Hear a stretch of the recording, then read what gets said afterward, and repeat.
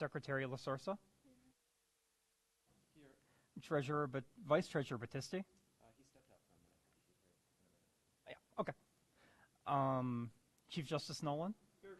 Chief of Staff Belasny. Here. Director of Community Outreach is excused. Director of PR. Senator Ahmed. Senator Beyer.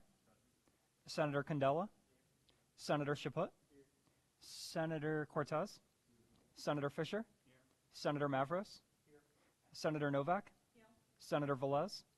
Senator Zapata. Advisor George. Advisor Wadsworth. Our web representative. CFB. Wildcat Media. Esports will be late. Our SAC rep. And ResLife. Right. We will now move into the approval of our minutes and agenda. Is there any discussion on our minutes of February 20th or our agenda for today? All right, seeing as there is no discussion, we will move into voting. All those in favor, please raise your hand. All those who oppose? And all those who abstain. That passes 10-0-0. We will now move into announcements. As all of you may know, we have a special election going on currently. We did not meet the 5% requirement to close the election. So please vote if you can. Get your friends to vote. And the election will be extended for another week. Right. Moving on to guest speakers. Alexander Bolson, could you please come up to the microphone if you're here? All right, everyone. And Caitlin DeCastro, if you are here, feel free to step up to the mic as well. All right. It seems that we have no guest speakers. Now we will now move on to executive reports. Our president. Hi, everyone. So I was trying to type my report, didn't get there in time. So we've been working with, the executive board has been working with our chief of staff, not chief justice, to reach out to Unique University to ask for some insight on their Amazon Locker situation, to see how it works out with them. Our mic's not on. That's so sad. We've been trying to work with UP and facility as well to see where possible locations might be. We did have a meeting on Friday, Esports and I, with student affairs to see where we can do the esports arena in the future, where possible locations are, some more information that we didn't have before. And I think that's all I have. I yield. All right. Next, our vice president report. No report. Our treasurer. No report. Our secretary. No report. Our chief of staff. Just to echo what our president said, so I did send out an email to Unity University, their student government, and their dean of students. I'm still waiting for a response, and I am currently drafting up the email to coordinate with UP and facilities to see how the logistics of getting the Amazon lockers here to work out. So yeah, Our chief justice. no report. Okay, moving into director reports. College council. No report. ResLife. No report. Our director of PR. So for SGU, we're still hosting coffee houses upstairs every Wednesday from 10:30 to 11:30. So Michelle, Our SAC rep. So our basketball team just won their semifinal games yesterday at Brockport, and they currently have the championship final this Saturday at 3 against Youthville at Youthville. So yeah, big round of applause for them. Hopefully they can bring a championship home, and good luck to them this Saturday. Yeah, congratulations to our basketball team. Our advisors. Right, now moving on to committee reports. Budget committee. Hi everyone. Unfortunately, last week's committee meeting had to be canceled. Late notice. I apologize about that. This week, I'm hoping to put put a wrap on stipends and bring something to the Senate for next Thursday. It'll just be a process of sort of affirming your support for these stipends. We can change the numbers during the meeting, and then the whole budget will be presented later in March. That's all. I yield. Excuse me. Class gift. So, we this past Monday, we narrowed down some ideas and maybe Yeah, some there's two final stipends I want to look at. Food committee. And then if everyone's good, I'll just draft something and put it on the table. But yeah, we'll mostly be going over financial policy. I just wanted to mention the stipends in case anyone wants to show up and talk about it. Yeah, no, you're good. You yield. Policy committee. Hey guys, we've been working on largely just cleaning up our policies and procedures, trying to make them more readable so that they're easier to understand while keeping the spirit and intent of what was put in place. And it's been a pleasure working with everyone so far. Safety and Facilities Committee. Hello, everyone. We had a meeting last Friday, too. It was very productive. To give you a brief rundown of the lots of information we talked about. Rugmats, they had to negotiate a contract with the provider in order to get more, so we haven't sent them out, which is why it has been canceled just yet. Battery disposals, they're still trying to find a proper location to put them at. Amazon lockers, they're also still trying to find a proper location with several factories to consider with placing it around. Student safety program is still with both wellness and university police, how it's been going out, and still a lot more planning that has to be involved with that. Snow plowing, please move your car when they're active because it makes it a lot easier for them to actually get the parking lots plowed in a timely manner. For safety buzzers, they recommend using an app as that is the most cost-effective and easy app to use. And in an emergency where you want your location to be shared with police, they recommend calling 911 as they're able to track your GPS and they'll be forwarded to be in the event of an emergency. Thank you. Student Success and Technology. Everyone last meeting went amazing. Solutions are finally in motion to make the student experience better. We put in the submit by resolution this meeting, and hopefully in the future soon we'll have the computer lab resolution ready. But so far that's all, and if there's any other concerns, please reach out. Wellness and Inclusion. So I apologize for not having time out yet. I've been kind of struggling with that. I'll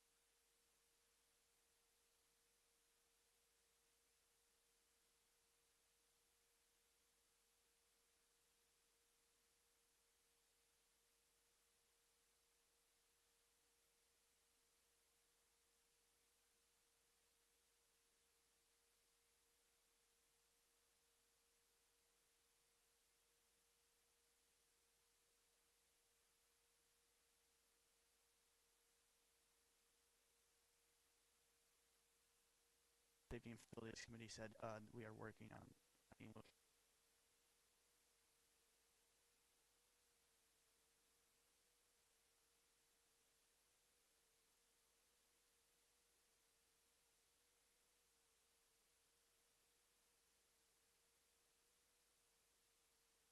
there. I yield. Now moving on to our reports. All up. Hi, everybody. Last week, Justin had mental health, and thank you all so much for showing up. This is via AirTag, and tonight we have an answer from TikTok. It's called Actually. It's a bunch of incorrect questions to answer correctly. It's really funny and super hilarious. Tune 8 to 10 NPR.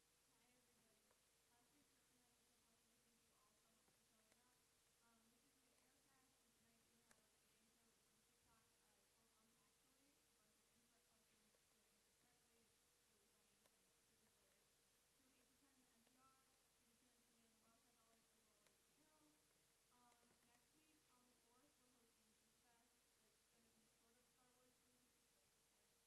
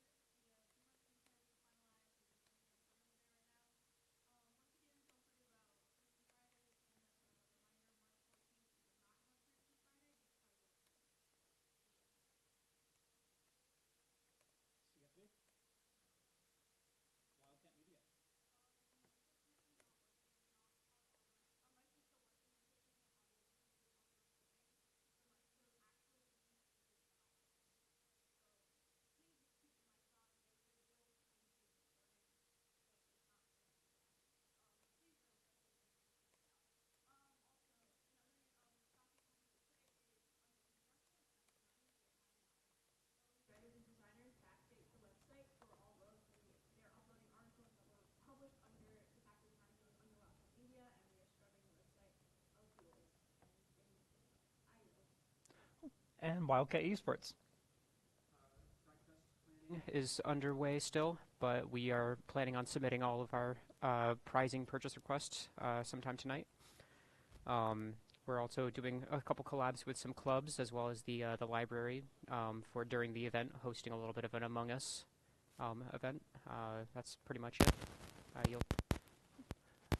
That concludes org reports. Now moving into old business. There is no old business. So we will now move into new business. Bill 2425-05, Senator Candela. Motion to accept Senate Bill number 2425-05. Do I have a second? Seconded by Senator Mavros. We, the members of student government at Utica of SUNY Poly, as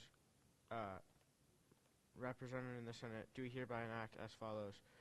The purpose of this bill is to modify the CFB funding, the Club Funding Board's constitution to match the newly passed policies and procedures of the Club Funding Board. All right. We are now in discussion for the CFB Constitution refresh. Is there any discussion on the changes made to the Constitution?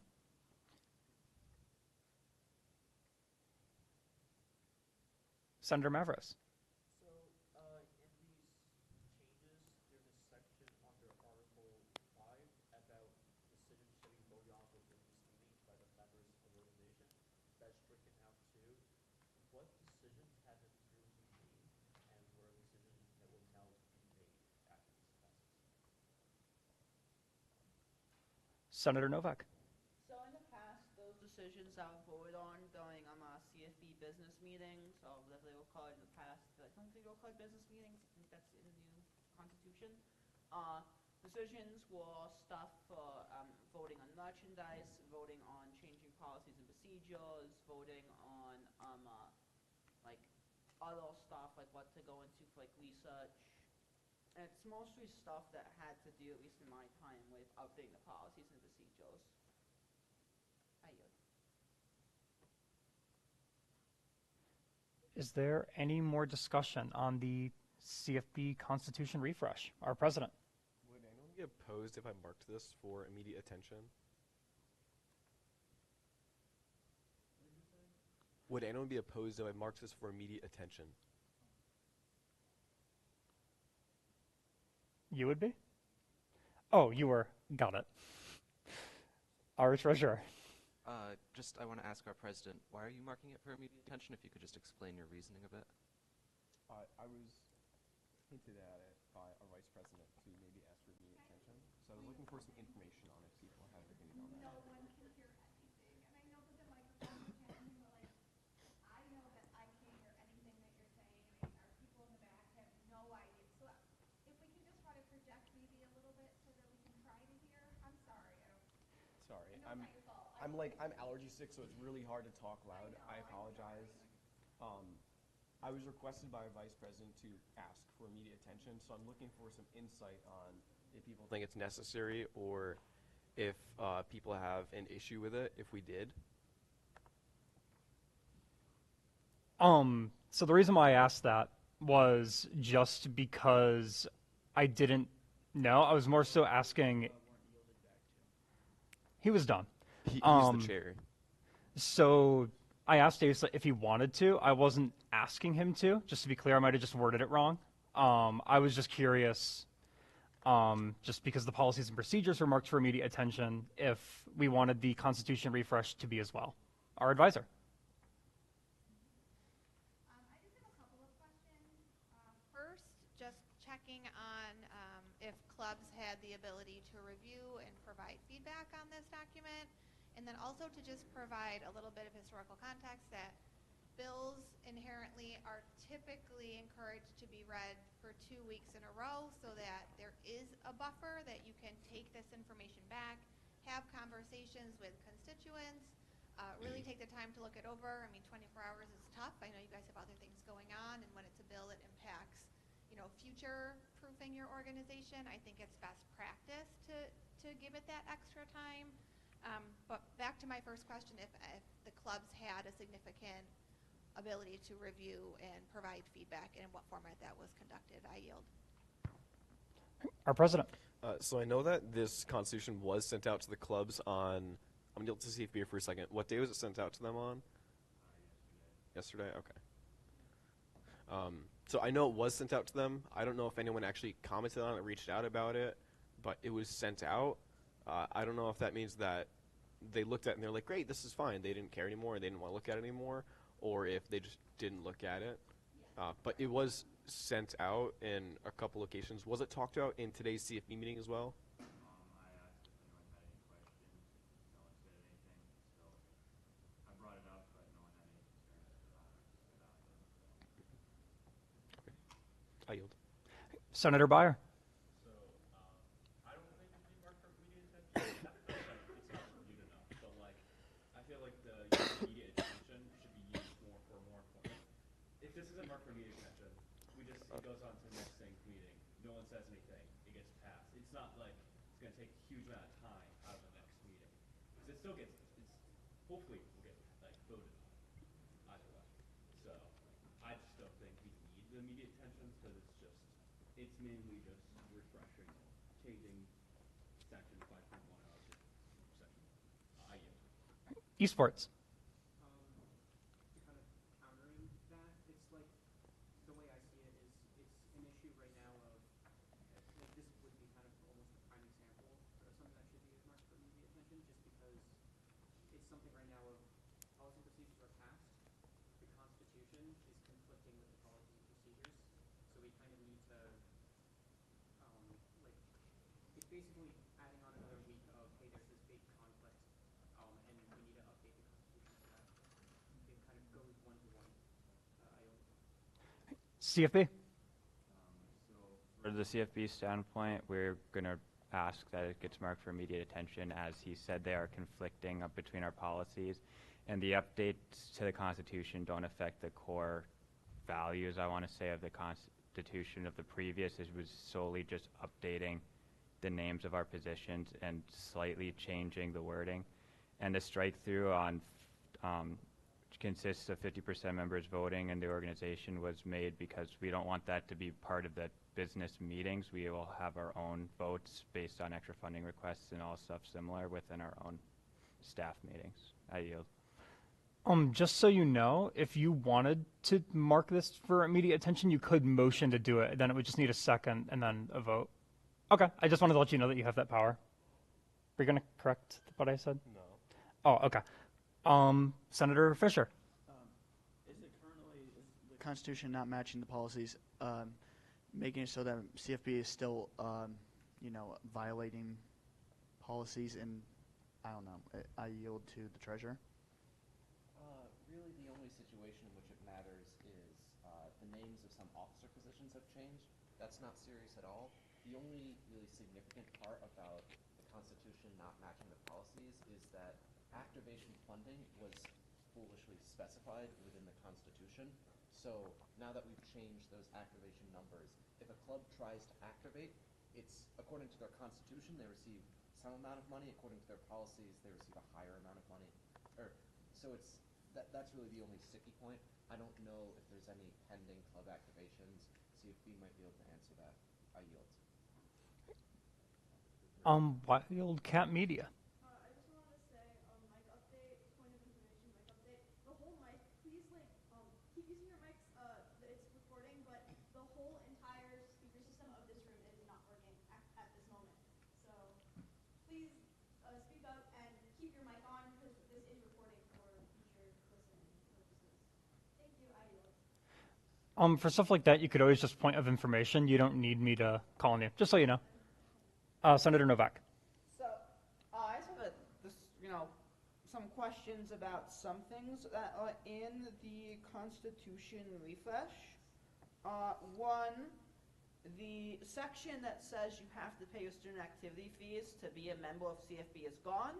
I'm pretty sure STED makes it so that way somebody who does not pay the student activity fees can be a member of CFB, which kind of, I think, goes against the SGU Constitution.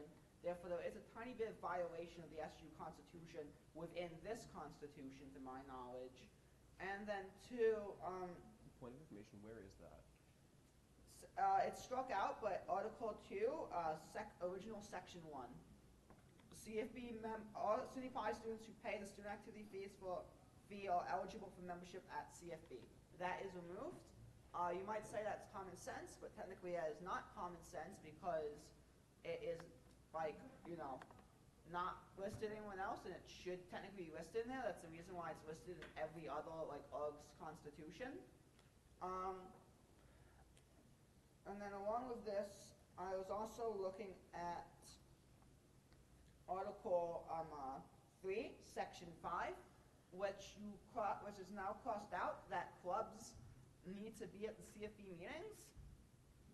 Currently it's crossed out, meaning technically by constitution, clubs do not need to be at the CFB meetings, therefore making the new policies and procedures in violation of this constitution, as the new policy and procedures say clubs need to be at the CFB meetings, but this is saying clubs don't need to be at the CFB meetings. I'm going to respond to both of those. So the first point, the new Article 2, Section 1, one of the new parts in there says all members of SGU per SGU's constitution. So that would still include the student activity fee bit, just because you are a member of SGU if you pay your student activity fee. That is written out in their constitution. I don't know why it's written this way in particular, but that doesn't violate. And then with the Article 3 thing, it's still outlined in the policies and procedures. This doesn't say, by crossing it out, it doesn't say that clubs don't have to. It's just not making it a constitutional requirement. It's a similar thing to where a law that a state passes is not a constitutional law. Does that make sense? Okay.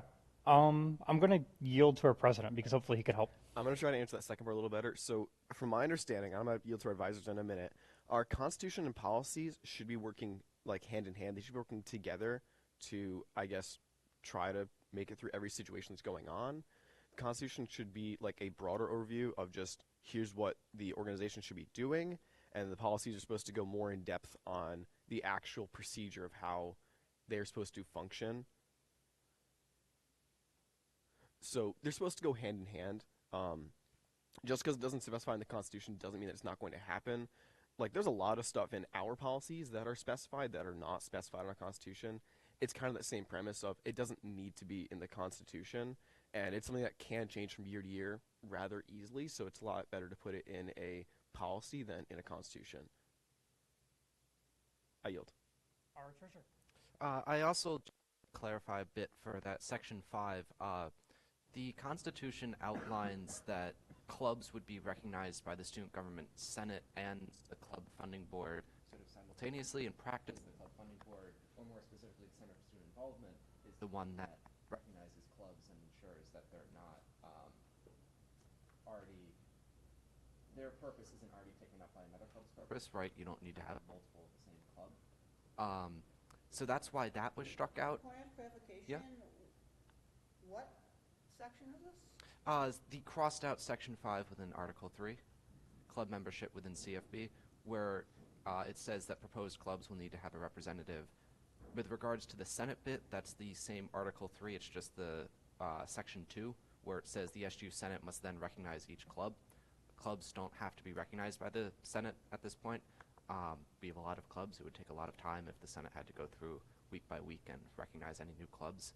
To clarify the membership bit, the Club Funding Board is an administrative board. They oversee clubs. It's an organization that doesn't really have members because it doesn't need members. It sounds a little whack, but there are actually a lot of organizations that don't have members within the organization. The Student Association Corporation, the official legal entity, doesn't have any members within it. It just has a board that oversees it. This is a very similar thing. We have the Club Funding Board that oversees all of the clubs, but the Club Funding Board doesn't have any members. It has executive officers, the president, vice president, secretary, and treasurer, but it doesn't have anybody within the organization. I'm going to yield to Senator Breyer.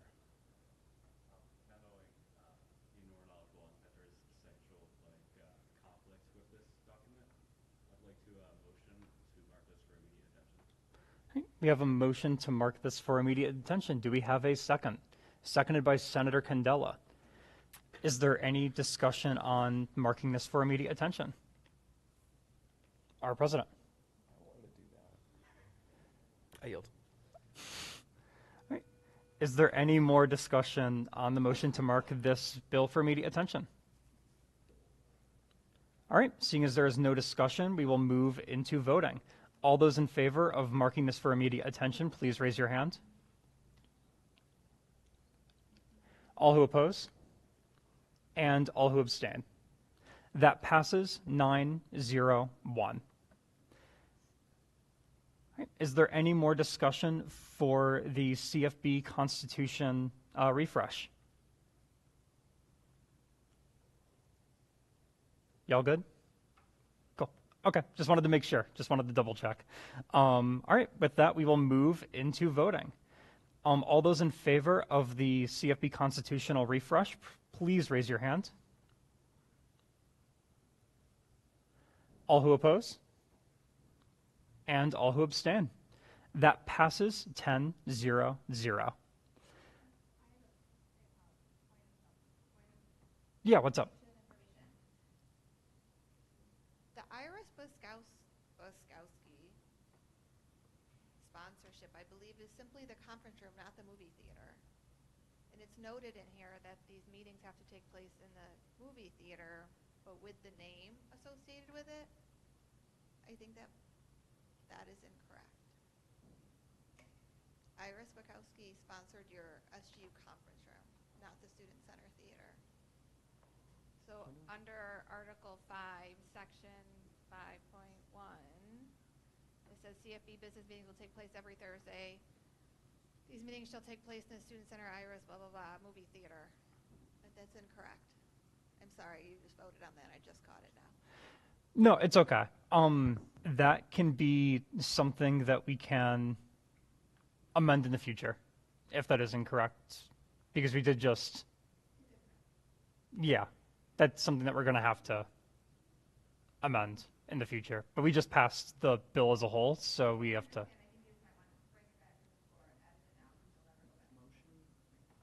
Yeah, we can do that in open forum. All right, moving on to Resolution 2425-29, Senator Fisher. Motion to accept Senate Resolution number 2425-29. Right. Seconded by Senator Candela.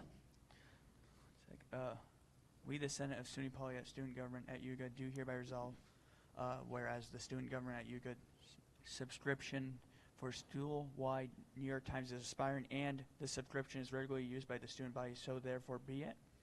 Enacted, the student government at UGA Senate considers and approves the 3-year subscription to New York Times, therefore be it resolved. Be it resolved, the student government at UGA will subscribe to the New York Times for the benefit of the students for the next 3 years, and be it finally resolved, the student government at UGA will continue to support the students by providing access to the New York Times. I yield. Is there any discussion on the New York Times subscription? Senator Fisher. So, I don't know, is it outlined properly? I've never seen that. This is offered to students. Where do you even see it? I've never seen this. Like, where would you even go to access this? I yield. Library. Oh. You go to library services, just ask about it. They'll give you code and reference link, and then you'll be able to access it. Senator Fisher. I'd also like to say, would it be also possible maybe we could get the link on Engage and maybe look, because I know a lot of people use Engage. I don't know about the use of like the library websites, because personally I don't use library links a lot, so I don't know if maybe Engage would help increase like the amount of people that use this. So I yield. Yeah, we could find other ways to post the link if we do the subscription again, for sure. Senator Candela. There is also a way to do it online if you don't want to go to the library. From my understanding, you just find like the subscription page or the student subscription page or whatever for New York Times. You can just Google it, and then you could just put in your school email, and then it will give you the subscription. I yield. Is that what you were going to say? Senator Chaput? I would just like to ask the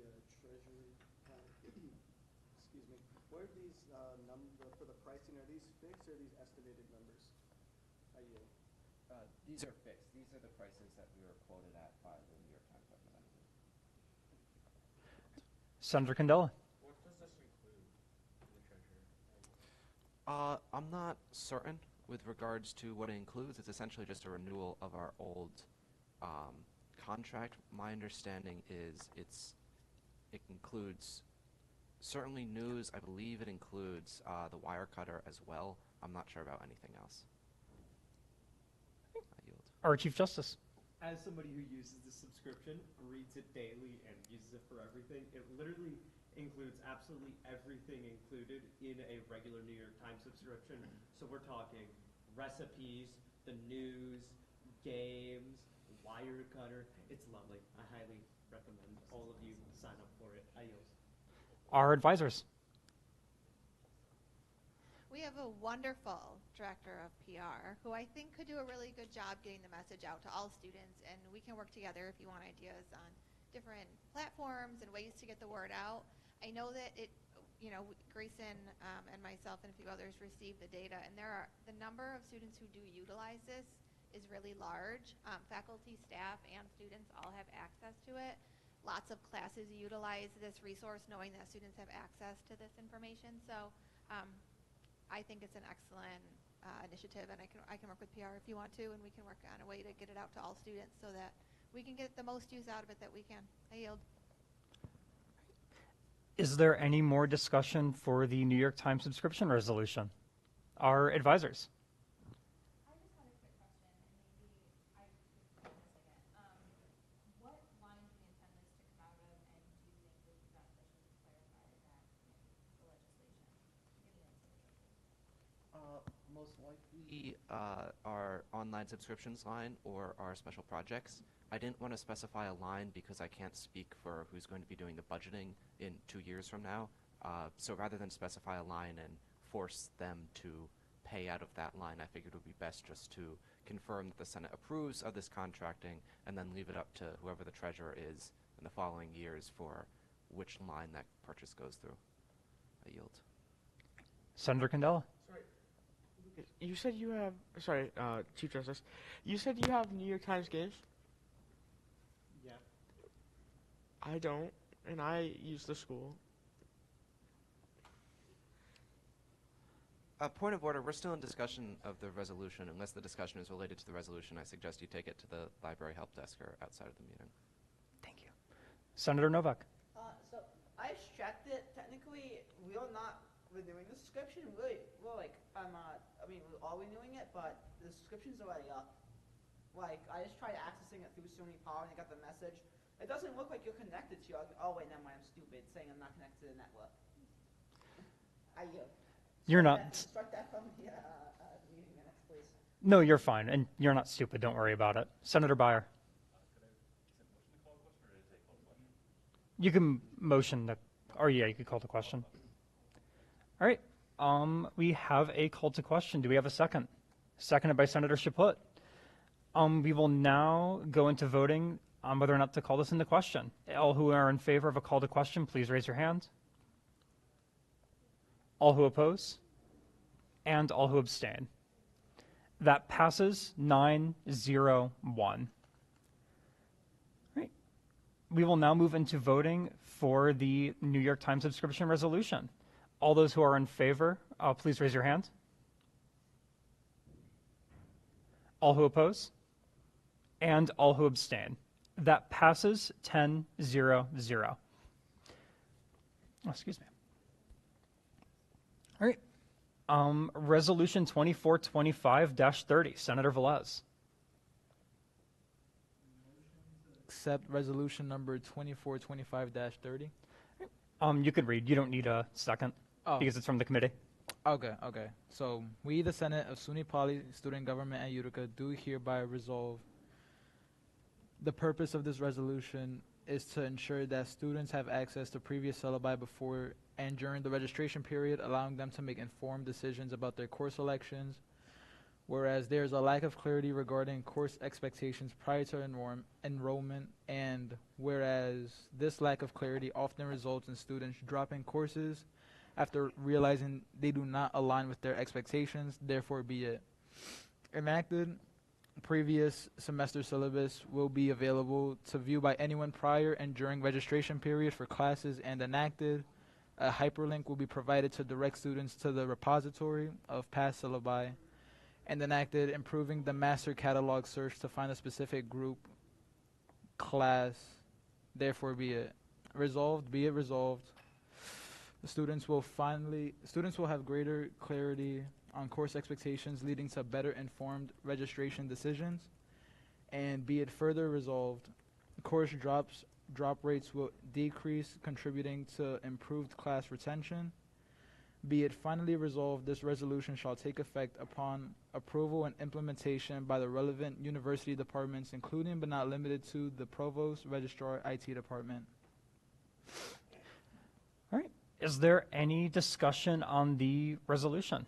Senator Velez. I'd like to motion to amend the third bullet point under resolved to read relevant departments, including but not limited to the provost, registrar, IT department, and student accessibility services.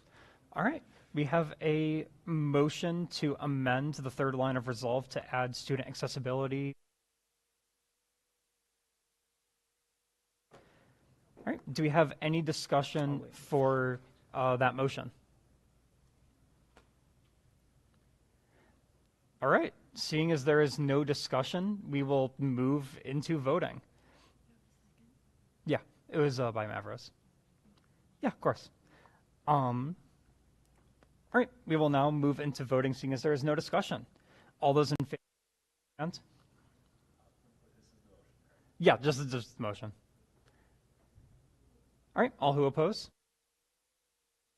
And that passes 10-0-0. Is there any more discussion for the syllabi success resolution as a whole? Senator Fisher. This would be to our Chief Justice. Sorry. This would be to our Chief Justice. Doesn't mean as soon as we pass it, it's ratified by the Senate, or should that be specified in the bill, in the resolution itself? Please repeat your question. Sorry. So immediately upon passing by the Senate, that doesn't mean we immediately ratify it, or does it have to be specified in the bill? Right there in the third bullet point we just amended. I yield. I yield to our Advisors. advisors. Thank you. So that I was actually going to bring this up as a topic too. So when we're doing resolutions that we're asking something of someone else that's out of our control, and this is a request essentially, right? Like we're going to these offices and saying, please, this is really important to us. We have the support of the Senate, and please hear our voices. What can we do to implement this, right? So to answer your question, what's the next step is what I think you're asking, is when we pass this, what does that mean and what's our next step? Someone, likely the author of the bill or members of the committee, authors of the resolution, I apologize, or members of the committee would then take this or ask an executive to go with you or whatever the situation is, and then you have to take that initiative to take it to these offices and have the conversations and talk about implementation, because they will not know it exists. They will not know what you're asking for. There has to be like that next step. So you can pass it here, Matt, and you can say we are in agreement that this is something that we would like to see, and then there's a next step that happens after that. I yield. Our president. So to add on to that, I do have meetings with the provost scheduled, finally. So I can bring this up to the provost, assuming that it does pass. Oh, yeah, absolutely. Yeah, I can invite him. Go for a field trip. I yield. Senator Byer. This is just a note of things that could probably be fixed in the house a little. I just noticed the resolution and then syllabi success is not quite centered.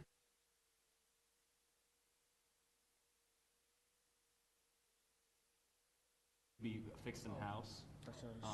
Just wanted to mention that. I yield. I see what you mean. The whereas bullet point, that's just a PDF error, so I'm pretty sure it is in the proper place, but for some reason it just won't display right now correctly. And as for the centering, that's tough. I yield. Wildcat Media. Is there like a plan? I mean,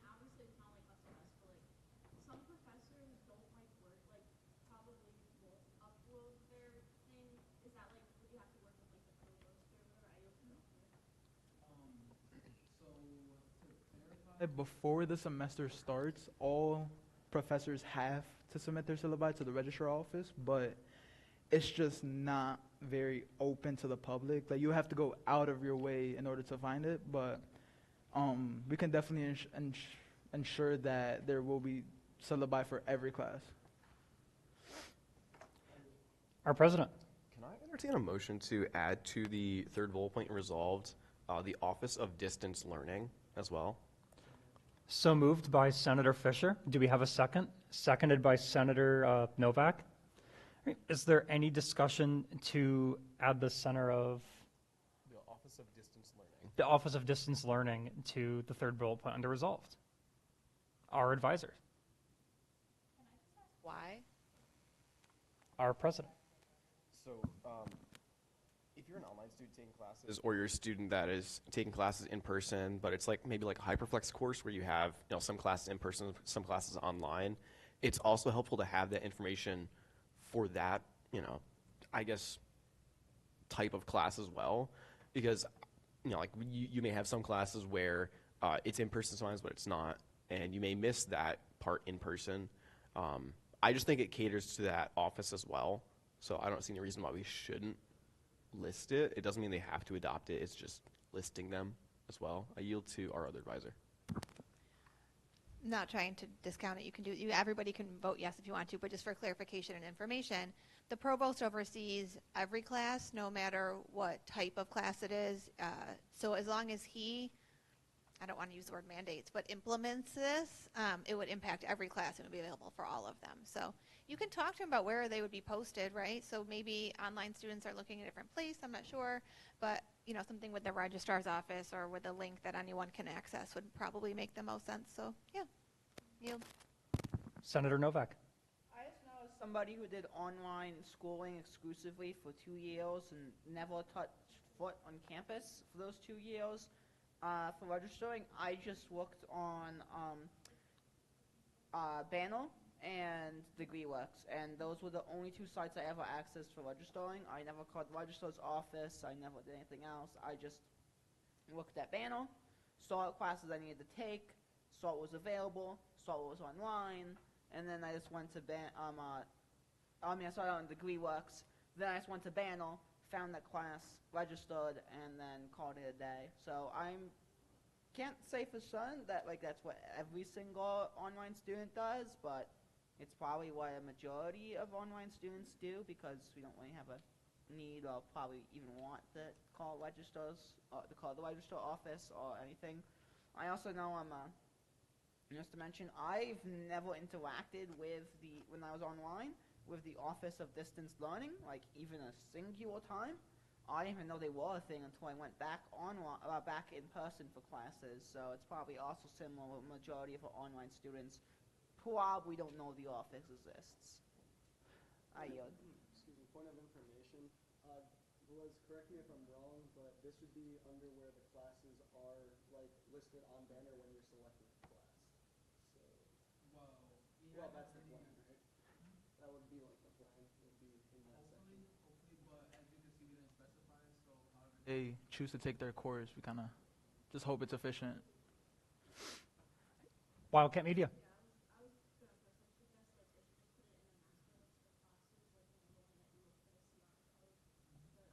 Like a link, but obviously it's out. So Our Chief Justice. I just want to remind everyone to keep in mind that this is more of us formally asking the stakeholders of people who can implement this to take this action. It's our way of saying the students want this. The specific details as to how they choose to implement it, or even technically if they choose to implement it, is largely out of our hands. I yield. Our audience member. I think I'm looking for more reasoning behind having access to a previous syllabi. I think history is great. I think being educated in history and on all fronts are good, but I don't know how that helps students moving forward if you have to go by the current syllabi that's provided to you, right? Unless it's exactly the same, which could be the case, but we can't assume that, of course. I just don't see how having access to a previous one will help you moving forward. I would also like to remind everyone that we are still in a motion to add the Office of Distance Learning to under resolved. So let's try and keep it there. Is there any more discussion on our president? Can I rescind my motion? Yeah, go for it. Okay, rescinded. Does that need a second? No. Or can he just pull it? Okay, I just wanted to make sure. All right, so that motion is now rescinded. We are back into the resolution as a whole. Senator Novak. I guess the only concern I had with this bill as a graduate student is, because I mean, this type of class isn't available to undergrads, and I think that's why it wasn't really looked at or thought of as a concern, is topics classes. And to my knowledge, there was only topics classes for grad students. I think there are only 500s. I could be wrong about that. There could be topics classes for others. For people who don't know, a topics class is, so a lot of the grad programs have specific tracks. For example, in the CS grad school, we have 4 tracks. We have software engineering, algorithms, AI, and networking.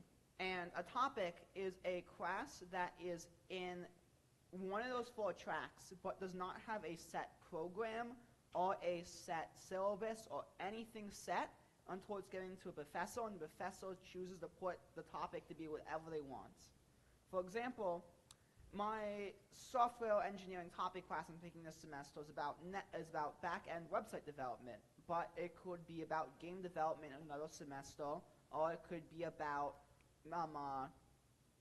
like something else to do with software engineering. And so I could see that being a bit of a problem with this bill, because if people look at topic class and they look at each syllabus, they're gonna be like, okay, why is it changing every semester? What's going on? And they might see the first newest syllabus and think, okay, this is what's gonna be the topic class this semester, because that was what it was last semester. They don't understand like what a topic is, if that makes sense.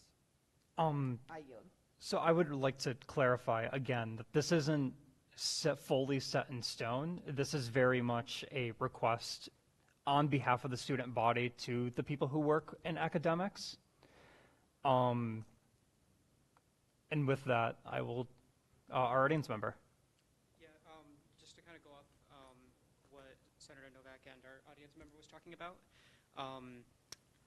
So in terms of adding in a syllabus and like the variability between semesters, obviously this is also something that it needs to be implemented by not us. This is just a request, so they can implement it however they see fit. They can do a partial implementation. But I think the idea in general is very good. Like this semester, as a student, was the only semester that I've dropped a class and then added on a different one, just because looking at the syllabus that was released, it was a complete nightmare, and I was just going for a gen ed credit, was not something I was interested in. So it kind of, even though there is going to be that variability where it still has that chance of being completely different than what you expected, I feel like it's better to have a historical context of what it could possibly be, and then that kind of gives you a better idea of what the semester is going to look like, even if there are some changes, rather than go into it completely blind. I yield.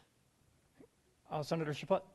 So I'm just going to be speaking from a personal experience going through Banner and as a student here, that especially within the CS course, a lot of the classes syllabus, just responding to a previous audience member, a lot of the classes syllabuses are just repeated every year. Specifically, I know that a syllabus for one of my classes was actually used from that teacher for multiple classes. It was kind of like there, but it was just a couple words changed.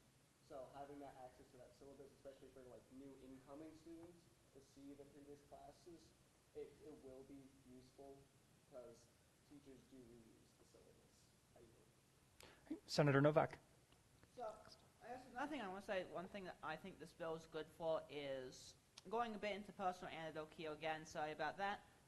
As one of our students here on campus who has PTSD, and I'm pretty sure I'm probably not the only student here on campus with PTSD, there have been classes in the past that I registered for, and I was not expecting to have content that would be triggering to my PTSD, but then had content that was triggering to my PTSD.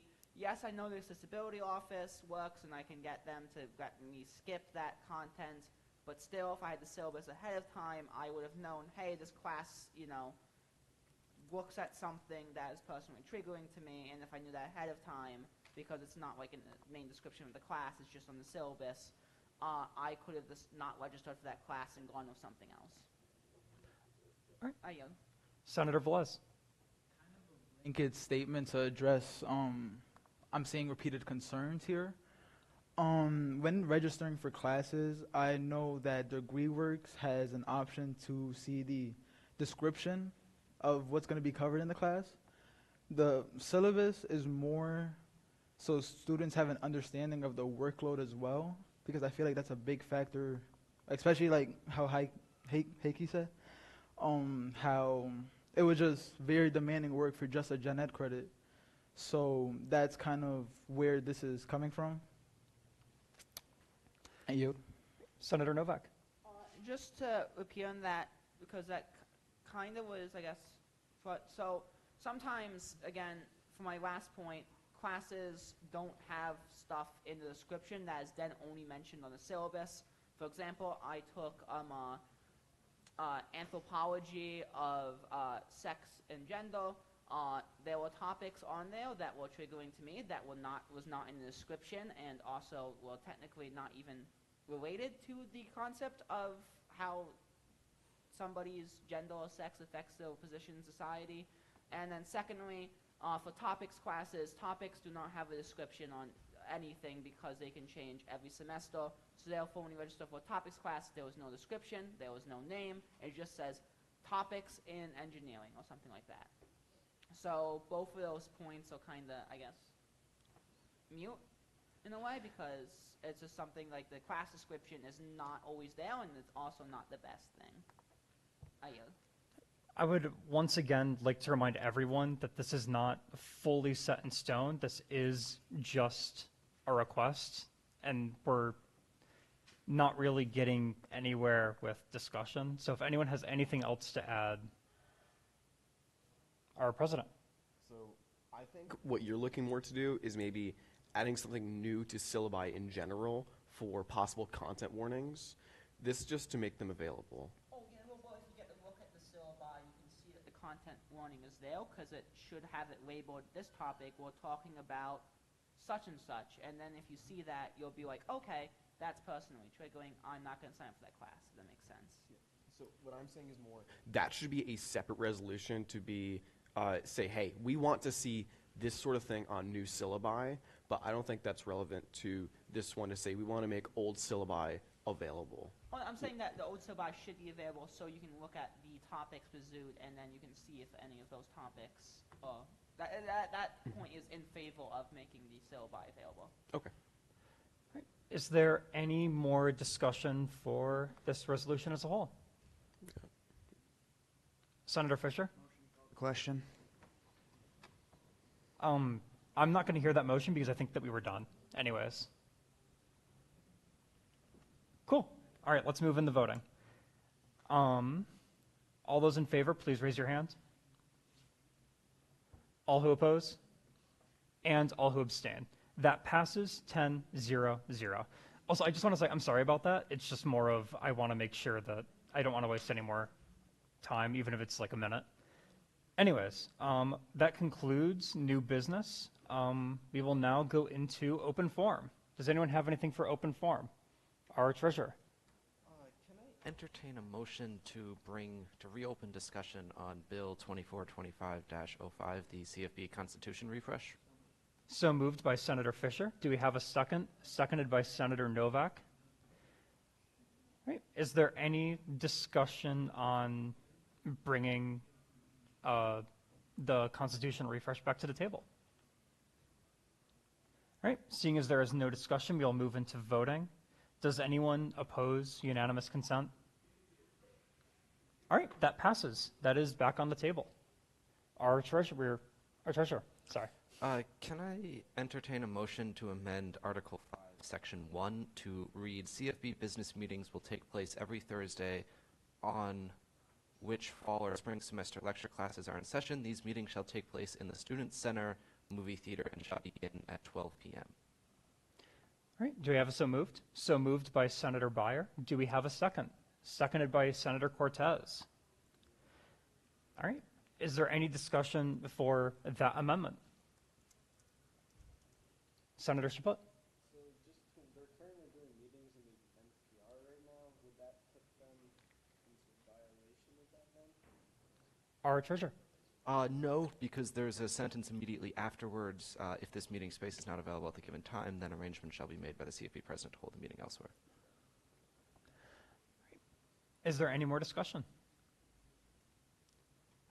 All right, seeing as there is no discussion on that amendment, we will move into voting.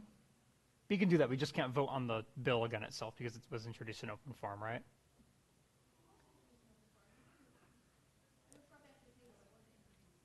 Oh, okay. Yeah, that makes sense. Got it. All right. All right. We will now move into voting for that amendment. All those in favor, please raise your hand. All who oppose?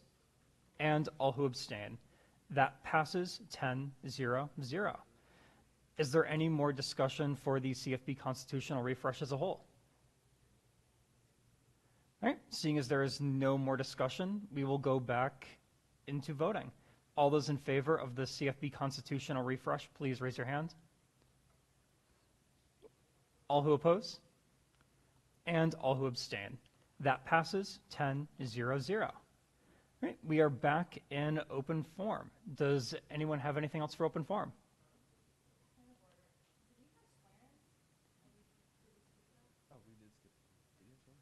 I don't think we have swear-ins.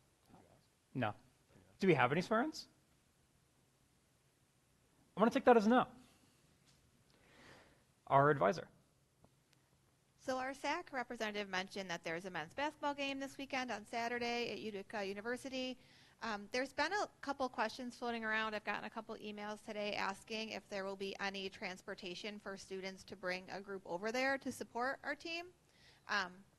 There isn't currently anything planned, but I'm sure that many of us would be happy to work with SGU if it's something that you would be willing to sponsor, or you don't have to handle the coordination necessarily, but if something that you'd like to sponsor, we could help with that. Make sure that our men on the court have some support in the stands. So happy to coordinate with anybody who wants to pursue that. I yield.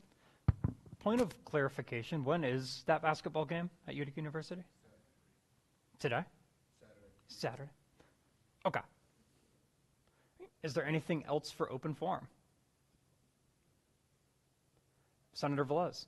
To kind of add on to the Celebi resolution, now that it's been passed, I will take into consideration the specifics of how it's implemented, such as for graduates and those specific groups. And yeah. Thank you. Is there anything else for open forum? Our treasurer.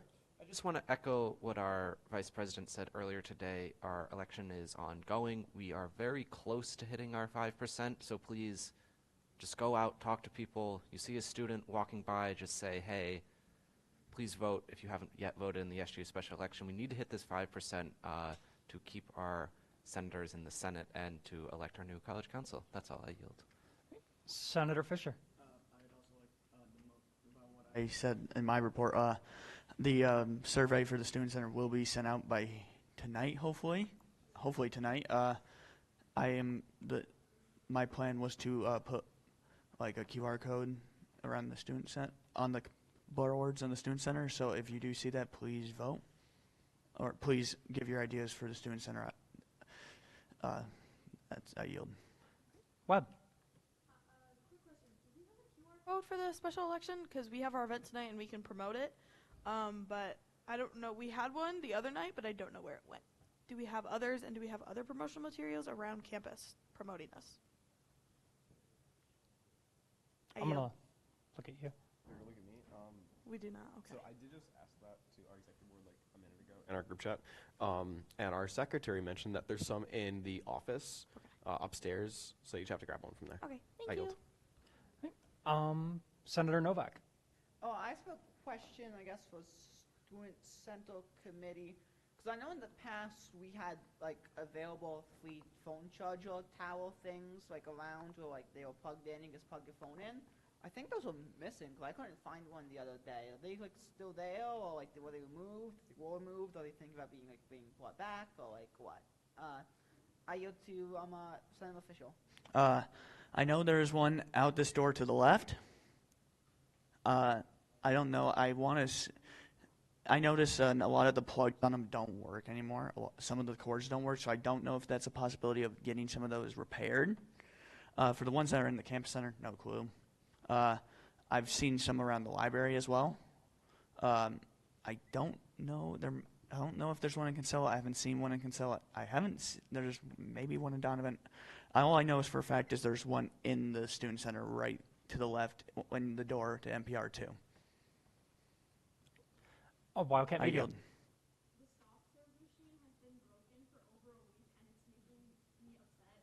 I know the committee is not like up, but like, is there any? I know the machines are actually owned by Off Services. I was gonna say, is there like, I guess put that on like the committee radar. Yeah, that's very sad. I yield. Our president. I'm going to yield to our treasurer. Yeah, to that point, I have a meeting with John Wheel, the Director of Auxiliary Services, this afternoon. That's one of the points I was going to bring up, along with the Grubhub app is missing some options. So if you go to order online, you don't actually have the same level of options that you do if you're ordering in person for the Student Center specifically. I'm hoping to bring that up and see if we can't get that fixed. Thank you. Our president. Can I ask our advisors to talk about the miscellaneous chairs that are upstairs in the Student Center? Student Center are like trial chairs so that we can provide feedback. Those will be office chairs and other kind of some classroom chairs for the new campus center. So during renovations and new construction, the architects and designers and all of those teams bring things to campus so we can provide feedback and decide what we like, what we don't like, so that they can, outfit the building accordingly. So feel free to go up and sit in those chairs and provide feedback in the ways that they are collecting feedback. Well, I have the floor. Can I say one other thing? Yeah, go for it. I forgot what it was. Darn it. Forgot it. Sorry, I yield. No, it's okay. If it comes back, you could just raise your hand again. Since Exhibit Students Day was just recently, I just remembered something. I just wanted to make sure we're not still advertising the non-existent pool to accepted students, right? Because I know during my Acceptance Students Day, they were advertising the pool to me, even though at that point the pool was already closed. So I just wanted to make sure it didn't happen because it did actually contribute to my choice. So I do still semi-feel catfished about that, even though that was years ago. So I just wanted to double check. That's all. I yield. I'm going to yield to our advisors. Yeah, not promoted at all. Yeah, the new construction is promoted, and it probably outlines in there what will be in that building, and that the space that was the pool on that first floor will be classrooms, programming spaces. It's really cool. So no pool. I don't think they're advertising that. And I did remember. I apologize. You mentioned that a lot of the cords are broken in the charging stations. We have 1 million replacement cords that came with the station. So my understanding is that they're upstairs in your closets. If they're not, you can work with CSI to find them. They're either in the CSI office or in your office. But it came with multiple replacement cords because they do just break over time. But we don't want to assume that doesn't work or can't be fixed because it absolutely can. I yield. Our president. So the full question. Last year, I was a student ambassador in the fall. I gave the campus tours. I did not talk about the pool. I do not think it was in our script we were given. And I'm going to yield to former student ambassador Wadsworth for her input on the pool and tours.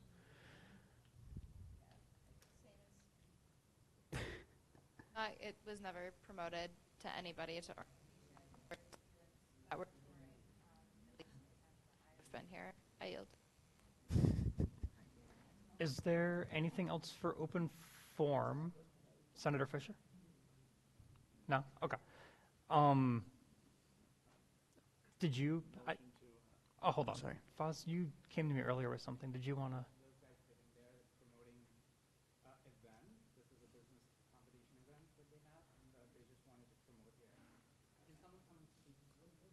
Yeah. if you guys want to, you could come up to the mic and then promote the event.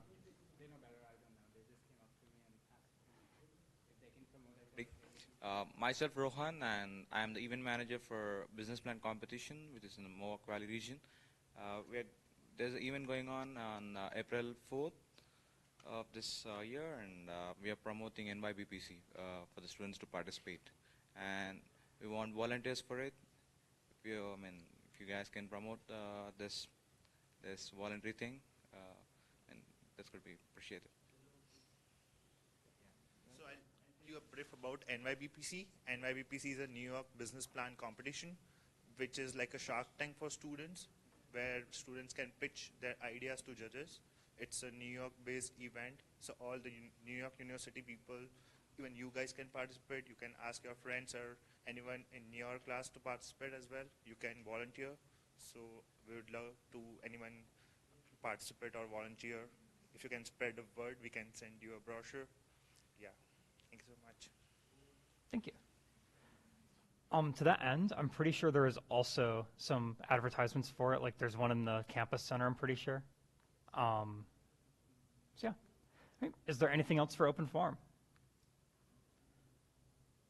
Our audience member.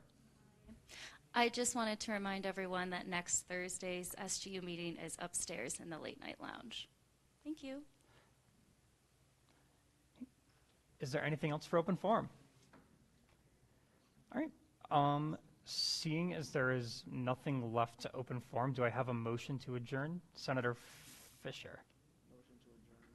All right. Do we have a second? Seconded by Senator Zapata. All right. Is there any opposition to adjournment? All right. We adjourn at